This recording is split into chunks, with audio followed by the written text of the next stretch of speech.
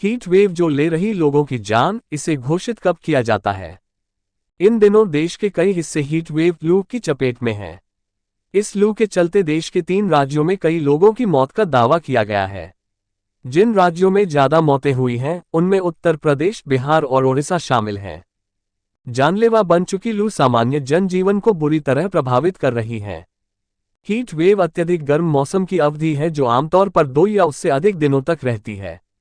जब तापमान किसी दिए गए क्षेत्र के सामान्य औसत से अधिक हो जाता है तो उसे हीट वेव कहते हैं। लू की घटनाएं मौसम में दिन प्रतिदिन बदलाव का एक स्वाभाविक हिस्सा है। जैसे जैसे पृथ्वी की जलवायु गर्म होती जा रही है, वैसे वैसे दिन और रात सामान्य से अधिक गर्म होते जा रहे हैं और हीट वेव की घटनाएं बढ़ रही हैं। इससे मौतों और बीमारियों की आशंका बढ़ जाती है।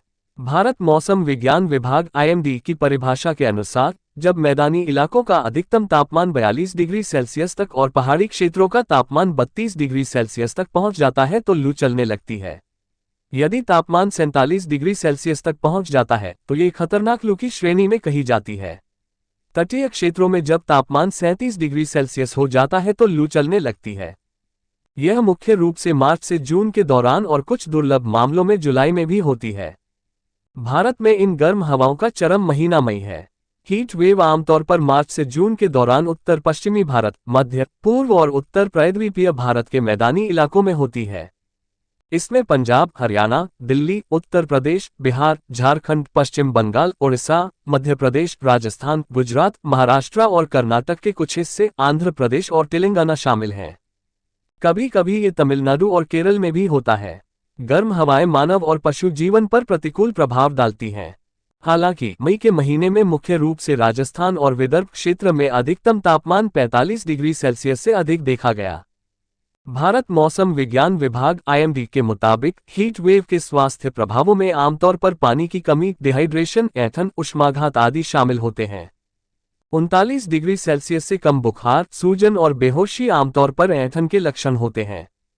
थकान, कमजोरी, चक्कर आना, सिरदर्द, उल्टी, मांसपेशियां ऐंठन और पसीना लू लगने के संकेत देते हैं।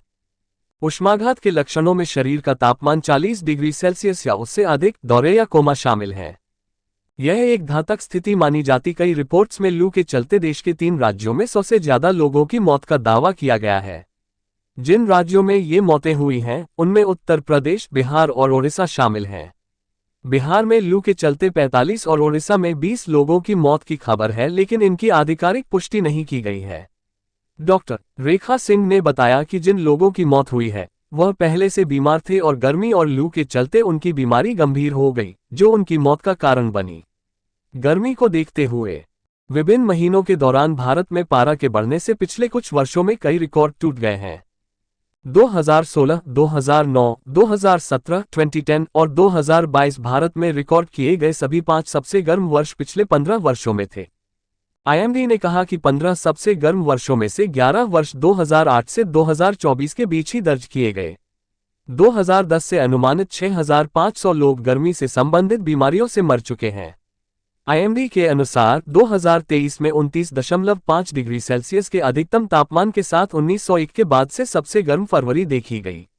2021 में प्रकाशित एक शोध में कहा गया था कि 1971-2019 तक देश में हीटवेव की 706 घटनाएं हुई। इसके अनुसार हीटवेव ने भारत में 50 वर्षों में 17,000 से अधिक लोगों की जान ले ली। खबर जगत के लिए एल सिंह की रिपोर्ट। इस समय जो हीट वेव चल रहा है, क्या सावधानी बरतनी चाहिए? जी, इस समय गर्मी बहुत ज़्यादा पड़ रही है। मनुष्य ही नहीं, पशु पक्षी भी परेशान हैं।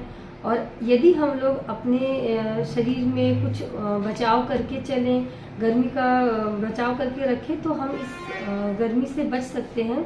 जैसे कि सुबह आप सबसे पहले पानी खूब मात्रा में पिएं। कभी भी घर से बाहर निकले तो पानी का खूब अच्छे से प्रयोग करें। बाहर जाएं, लस्सी है, शिकंजी है या पेय पदार्थ, किसी भी फल का जूस, उसको अच्छी मात्रा में लें। और अपने शरीर को जो खुले भाग हैं, जैसे हाथ है, स्किन है, चेहरा है, गाल, इसको किसी सूती कपड़े से ढक के रखें। बाहर निकले ताकि गर्म हवाएं हमारे शरीर को ना झुलसा पाएं और पानी हमारे शरीर में मेंटेन रहे। साथ ही साथ हल्का भोजन करें, क्योंकि तरह तरह की पेट की बीमारियां भी गर्मियों में होती हैं। इसलिए हल्का भोजन करें, समय समय पे सही मात्रा में भोजन का प्रयोग करें। परिचय? जी, मैं डॉक्टर रेखा सिंह, नारायण हेल्थ क्लिनिक से